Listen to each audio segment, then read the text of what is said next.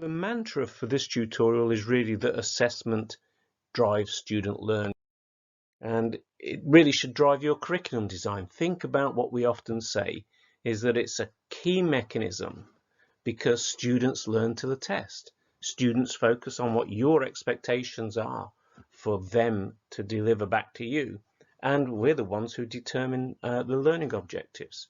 And here are some of my learning objectives.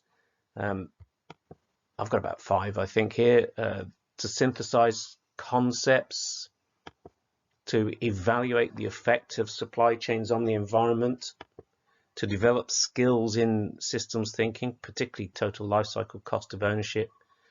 Because this course is an advanced writing course, then one of the key objectives is developing a research-based paper incorporating critical reflection, engagement in the iterative nature of advanced writing, and to develop conceptual and critical skills through the mechanism of expository writing. And we actually publish the material in an ebook, so that's an objective that they need to meet publishable standards. I also get the students to write a short briefing note on their interpretation of these learning objectives as a topic for discussion.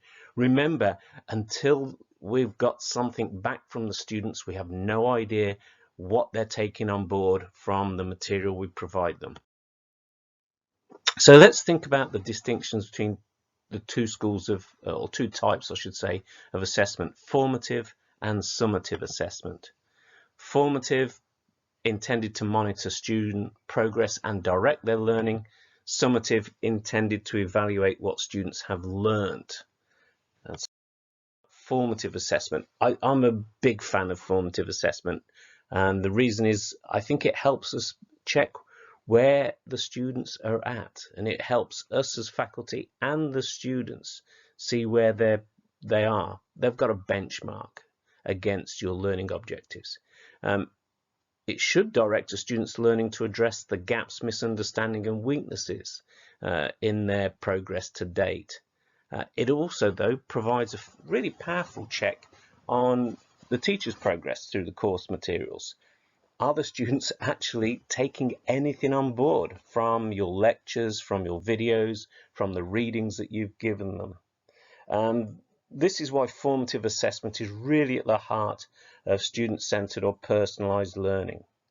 And remember, students often learn best through trial, error, fail, retry, succeed. There's a vast wealth of ed-psych literature on the power of failing, or at least the power of error in embedding learning. So where can we use formative assessment? Everywhere, in every interaction. Give feedback. You don't have to give a grade, but just by you giving feedback, it's a form of formative assessment. It helps the student get some sanity check. You can use it in your Socratic discussions if that's what you're doing with Zoom, for example. And you can really help the students to develop relevant and more elegant hypotheses when they're exploring ideas and concepts. We can use it in problem solving. We can prompt students to reflect on their approach. Well, what do you think? Why is it not working? Are there any alternatives? Have you thought about X, Y, Z? I talked in a previous tutorial about learning journals, of which I'm a great fan, and so self-reflection as a means of formative assessment, and then giving students some direction on what self-reflection means, not necessarily what they should be reflecting about, but how they should reflect. And also using formative assessment in a range of critical thinking exercises. Again, I just want to reiterate, I think formative assessment is central to curriculum design. So here's an example. Going back to the learning objectives a couple of minutes ago for my sustainable supply chain class, the students are writing a book chapter. So essentially, it's a multi-stage assessment. Start with an idea, develop a hypothesis, develop a plan for your chapter, write the first draft, review each other's, workshop session where we have a lot of formative assessment. I call it a workshop. It's a combination of workshop and tutorial. The first stage at which I really dive in and do any what you might call formal deep assessment is once they have a first draft. Up until that stage, it's been posing questions back to the students, giving direction on format of their submission rather than content of their submission necessarily, and then a final edit. And by all means, pause the video at this stage if you want to dig a little bit deeper, but here's a sample assessment schedule for the written book chapter in my course. So at each stage, the intention is, yeah, that's really good, but have you thought about this? Or you seem to be struggling with this idea. Come and see me. Let's have office hours. Let's talk it through. So at each stage, the feedback can take on really different forms of media. Now, summative assessment is very different. It's really about measuring performance, meeting external certification or accreditation, to provide measurement at key stages of the course, and really to support the scaffolding of your course. Have they completed part A? Do they understand the concepts and tools in part A? Because they need that as a prerequisite to part B.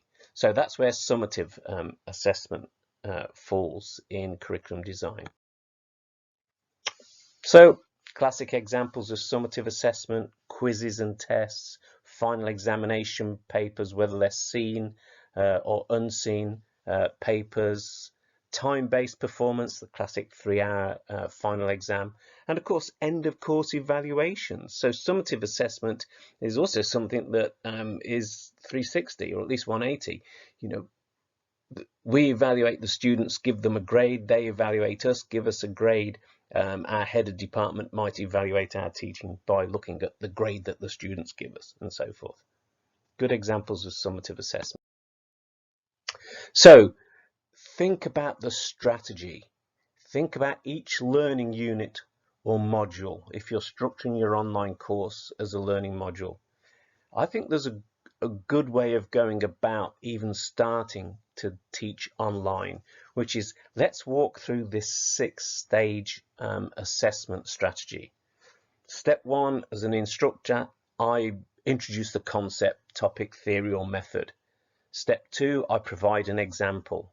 Step 3, get the student to respond to a discussion board topic or undertake an online poll or survey, maybe even ask them to write a briefing note. So we do a bit of a health check at this stage. Step 4, provide critical feedback on what the students have done. And certainly don't be afraid to change your curriculum. That doesn't necessarily mean change the topic. It may mean that you change your approach to delivering material. Rather than asking students to read a chapter in the textbook, maybe get them to watch a TED Talk on the topic. And it's all about adapting. That's the point of assessment. It's to help us to refine the student's learning journey. Step 5, student term paper or presentation video, an online exam, business report, critical review of reading, a whole raft of forms of assessment. And step 6 clearly is that the instructor grades the material. Now, this is a very rapid overview of what is at the heart of instructional design, is sitting in the seat of the student, thinking about what you want the student to do and why and how, and giving feedback that helps them to achieve their objectives. So a short tutorial really thinking about instructional design from the point of view of where assessment sits in that. What are the key takeaways? Assessment is central to learning. Therefore, you have to build assessment into your curriculum. Don't overdo it, but think about appropriate forms of assessment. There's clearly an alignment between learning objectives and the assessments that you set. And this is essentially the roadmap for your student learning journey. So thank you for watching this video. Any questions, any queries, any comments, here's my email. I welcome all comments, or post them below this video.